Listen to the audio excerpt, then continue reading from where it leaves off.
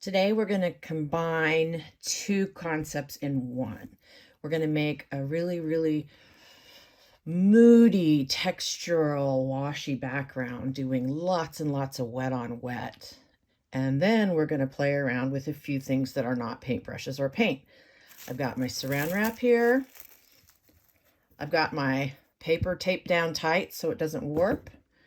I've got my kosher salt here. And I've got a big brush here. This is a 3/4 inch brush. You can use this or you can use any other kind of wash brush. Here's another example. This one is a Princeton. It's a 1-inch wash brush.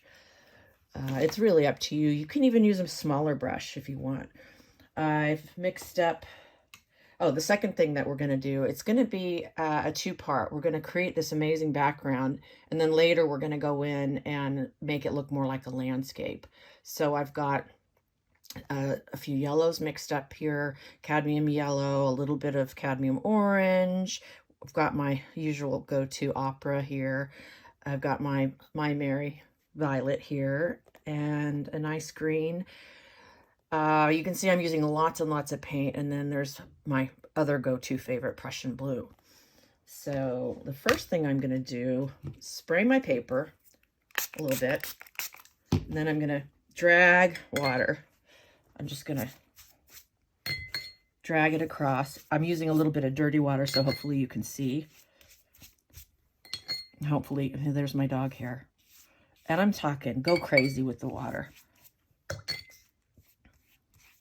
I'm going to just move everything around. And then this is another very swift process. I'm using a large brush. This is my number 12 round. I'm going to do a very wet and rough indication of what could be a sunshine. Oh, dog hair. There we go. A little organic matter here. I'm going to go around it with a little bit of cadmium orange. And that's it. That's it. Just messy. Then I'm going to pick up some of my Prussian blue. I'm just going to start here. Let it bleed. Let it do its thing. I'm just going over my sun because who cares, right? I'm loading up with water. I'll go back, dot in some darks as I go. Let's bring in some purples.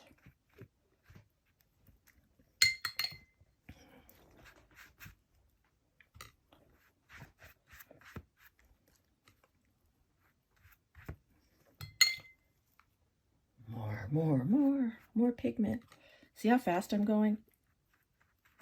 If you don't like your purple, you can dab back in.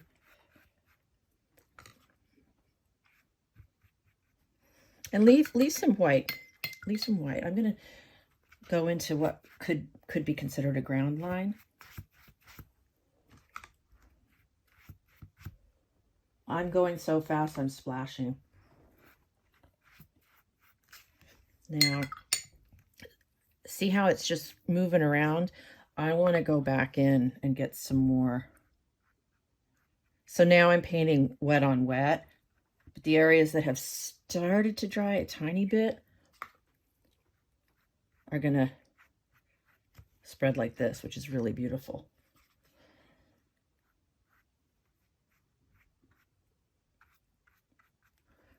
Look at how that purple's spreading.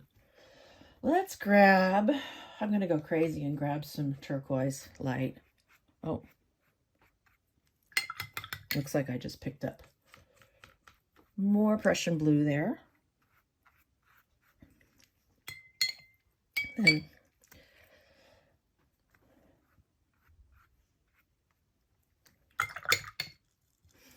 And I've got a little bit of puddling, which is okay.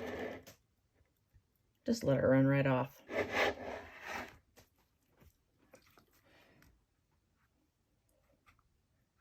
This paper will take a lot of pigment.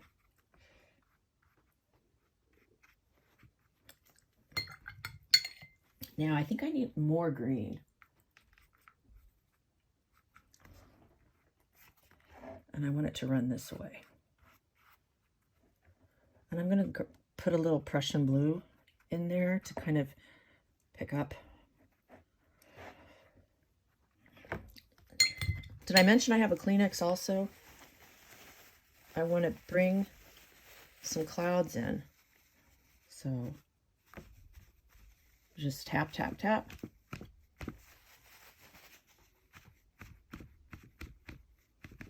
And we can go back in later and improve those little clouds. I kind of waited a little too long. Then what I'm going to do, I'm going to grab a little salt, toss it in some areas, then some saran wrap, press it down. It's going to make some really cool effects. I should have cut more saran wrap. Let's grab some more.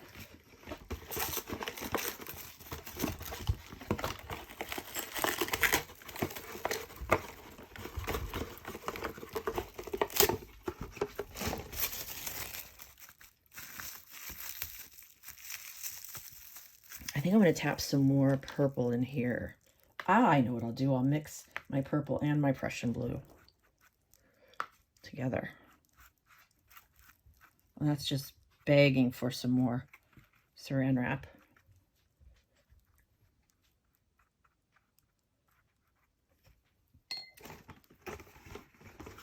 It's very important to let this thoroughly dry. So I'm going to leave it overnight and come back to it tomorrow.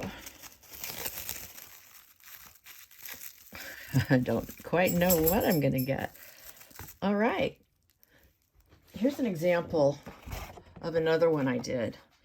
And you can see there's some really amazing texture here. The white areas are where the water didn't exist. And this is an example of what kind of effect the salt's going to give you. So we'll sit tight and take a look at it tomorrow. You can see I already started in creating a landscape on top of my background. You can see here all of this texture was created by trapping with saran wrap, and then these beautiful marks are from the salt. This is where the yellow was. I went back in with some really light yellow to indicate a sun, and then I had waited a little too long for my Kleenex clouds. So what I did is, this is white gouache, Winsor Newton gouache, that you can put in a little palette. You can also use bleed proof white if you want. That will definitely guarantee that your watercolor is not going to bleed through. I didn't mind a little bleeding through here. What I did is I used my sea sponge to tap, tap, tap. I also created some very dark trees, and I lightened some areas. Either it could be snow, it could be bits of light. And then I dragged some dark green, really wet dark green, to really enhance the ground area. So what I'm going to do now, I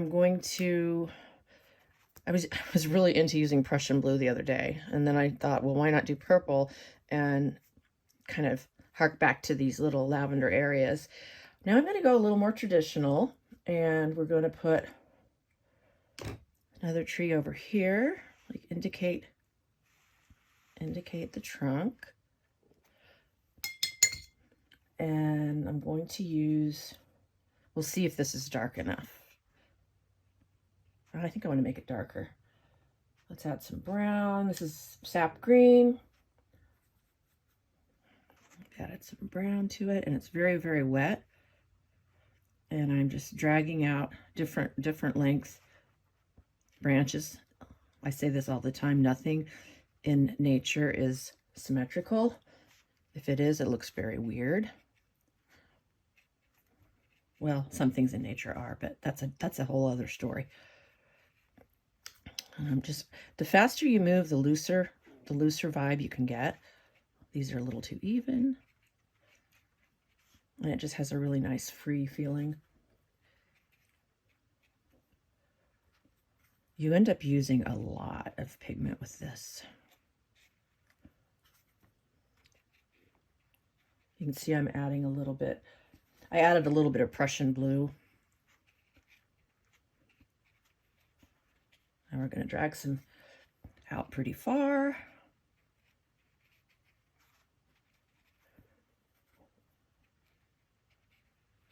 And I'm really using the side of my brush. I've still got my number 6. I've used it for all of this, basically. I'm going to go back in, tap in some darks.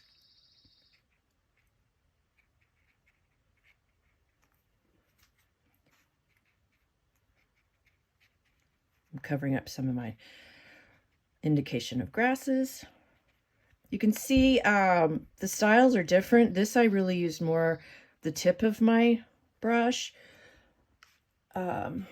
I guess we can just pretend they're different types of evergreens. I don't know what I would even call these. So I'm going into the center with, I'm adding a lot more Prussian blue to darken areas and tapping some smaller little taps.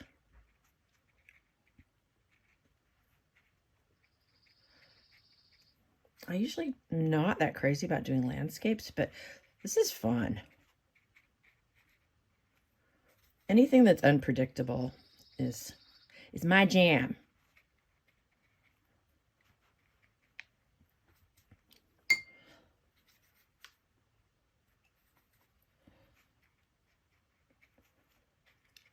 So now I'm going to go in and get some Payne's Gray, mixing it in with my sap green and I'm going to add some indigo because we want this to be pretty dark. Just at the bottom, what I guess would be considered the underneath side of the branches, some even darker shades. Just to give some depth and dimension. I'm going to darken that trunk too. Then got a lot of water on my brush. I'm just gonna,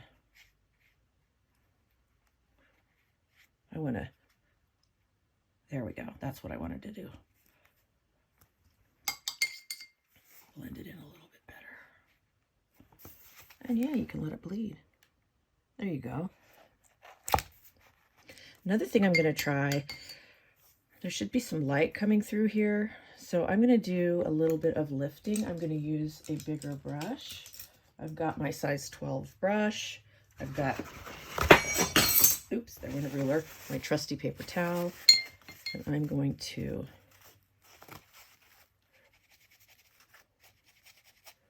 make a little path of light. I'm going to try. It's lifting. It doesn't want to lift, but it's lifting. Just mopping, mopping, mopping.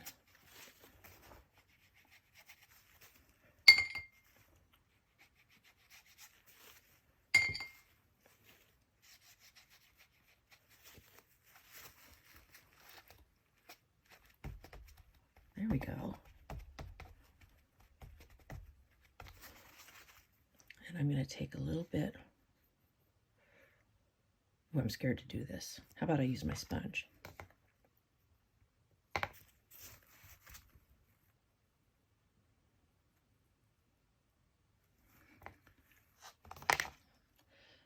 brush is wet.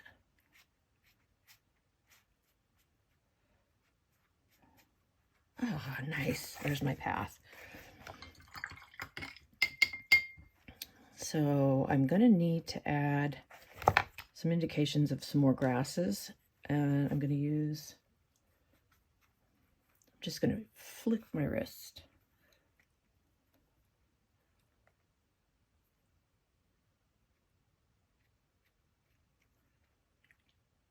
Oh, too much pigment.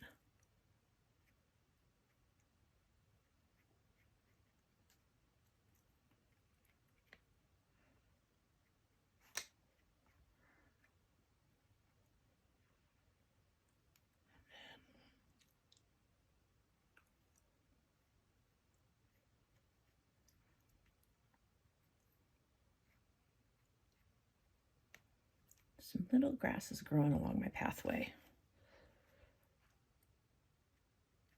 This area is still a little bit damp. I'm loving it. I'm loving the texture. I think we need to get a tiny brush, and I think we're going to have a bird up in the sky. I've got my, you could use a rigger. This is a number 2. Just going to grab some almost black. It's Payne's gray with a little bit of blue. And 2 check marks. Check mark, check mark. Oh, what the hell? Let's do 3. This one's far away. Check mark. He's trying to catch up.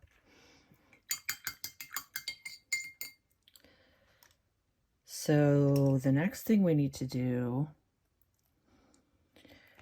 I'm going to tap in a little white gouache, and I know it's a little soon. This stuff's it's not quite dry, but let's see what happens.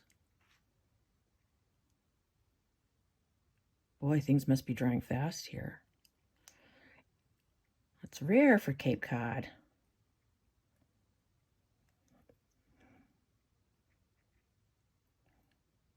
And so instead of my sponge this time, I'm just using the tip of my brush.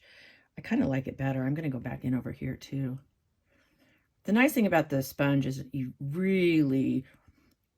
don't ever quite know what you're going to get, but you can always enhance the spongy texture with your brush. And I'm not even using my tiny brush. I'm just using the very tippy tip of my 6. I'm going to add some heavier highlights here. Oh, accidentally made a big one. That can be remedied.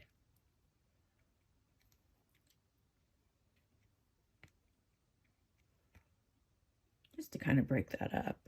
I really love this tree, and quite frankly, I think it was the fastest one I've done. There's an ant crawling around. Hello.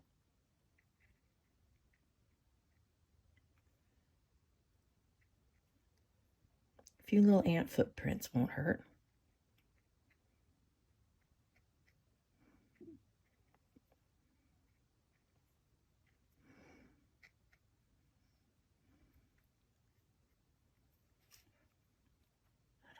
Quit while you're ahead.